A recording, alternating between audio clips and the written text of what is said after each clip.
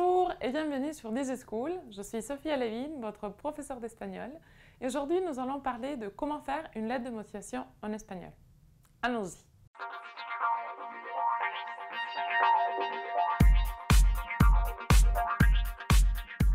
En ce qui concerne donc le saludo, la salutation initiale, c'est donc un premier contact que vous avez avec quelqu'un que vous ne connaissez pas. Il faudra essayer de choisir une salutation formelle.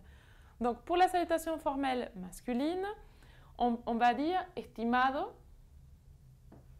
Pour la salutation formelle féminine, estimada. Si vous ne connaissez pas l'identité de votre destinataire, on peut utiliser une petite astuce et marquer estimado A ou señor A, señor hora. Donc pour faire mention à cette personne qu'on ne connaît pas. Pour introduire votre lettre, il faudra expliquer de manière assez brève les raisons de cette candidature. Donc c'est aussi très important de faire cette partie, faire ressortir donc, votre intérêt pour le poste convoité. Par exemple, me es grato manifestarle mi alto interés por el puesto de desarrollador web. Donc c'est un plaisir de vous manifester mon plus grand intérêt pour le poste de développeur web. Donc, vous exprimez l'intérêt et le poste que vous convoitez.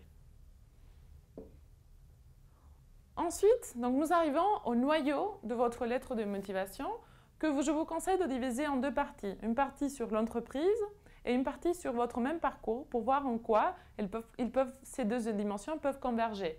Donc, par exemple, ici, on dit « Su empresa se especializa en », donc votre entreprise se spécialise dans el sector de actividad de la empresa, donc dans l'informatique, et licenciado en informática ou detentor de una maestría informática, estoy especializado en el desarrollo de aplicaciones web.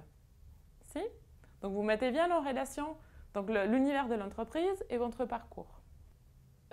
Quand on arrive à la conclusion, il faut essayer d'exprimer ce qu'on cherche avec cette lettre de motivation, ce qui veut dire essayer de proposer un entretien ou réveiller l'intérêt de l'entreprise pour vous proposer cet entretien.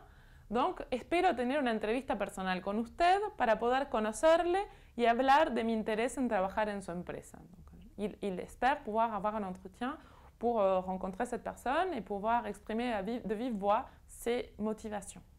N'oubliez pas d'ajouter une salutation formelle à la fin de votre lettre qui soit le plus clair et concise possible.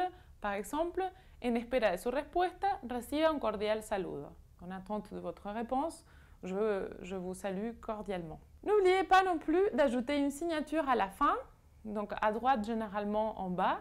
Je vous conseille d'ajouter une signature manuscrite qui donne une tonalité un peu plus formelle à votre lettre. Et voici pour ce cours sur comment faire une lettre de motivation en espagnol. J'espère que cette vidéo vous aura été très utile. N'hésitez pas à consulter les autres vidéos sur ce même sujet sur la plateforme de DigiSchool et je vous dis à très bientôt. Au revoir.